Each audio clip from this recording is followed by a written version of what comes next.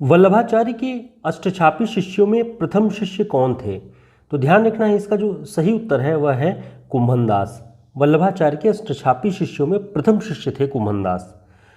अष्टछाप और वल्लभ संप्रदाय पुस्तक के लेखक कौन थे? तो इसका जो सही उत्तर है वह है डॉक्टर दीनदयालु गुप्त। अष्टछाप और वल्लभ संप्रदाय, तो ध्यान रखेंगे अष्टछाप से संबंधित महत्वपूर्ण पुस्तक है ये।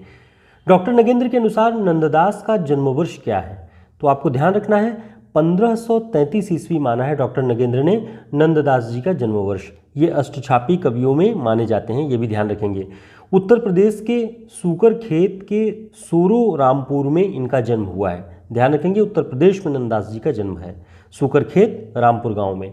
नंददास जी के विषय में डॉक्टर नगेंद्र लिखते हैं कि नंददास ने विधिवत शास्त्रानुशीलन किया हुआ था, यानी शास्त्र के बड़े अच्छे विद्वान थे, तो विधिवत शास्त्रानुशीलन उन्होंने किया हुआ था, डॉक्टर नगेंद्र ने लिखा है। इनकी एक रचना मानमंजरी है। मानमंजरी के विषय में कुछ महत्वपूर्ण बातें हैं जो आपको ध्यान रखनी है। टीजीटी, पीजीटी, असिस्टेंट प्रोफेसर सभी प्रतियोगी परीक्षाओं में बहुत यूजफुल है। मानमंजरी के रचनाकार नंददास हैं, ध्यान रखेंगे।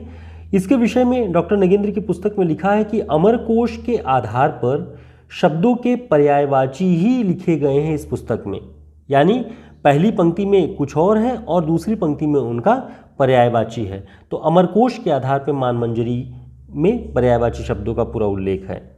मानमंजरी के विषय में डॉक्टर नगेंद्र की पुस्तक में लिखा है कि यह ग्रंथ नंददास के भाषा विषयक प्रौढ़ ज्ञान और पांडित्य का द्योतक है।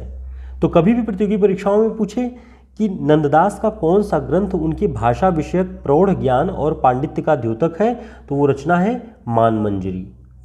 अगला पॉइंट है, नंददास ने विधिवत शास्त्रानुशीलन किया था। यह कथन किसका है? डॉक्टर नगेंद्र का।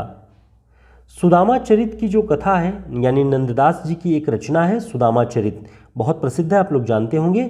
सुदामा चरित की कथा कहाँ से गृहीत है, कहाँ से ली गई है? श्रीमद् भागवत से ली गई है। डॉक्टर नगेंद्र ने नंददास के कुल ग्रंथों की संख्या कितनी बताई है? तो ध्यान रखेंगे 15 बताई है उन्होंने, और लिखा कि नंददास के संपूर्ण ग्रंथ परिमार्जित ब्रजभाषा में है।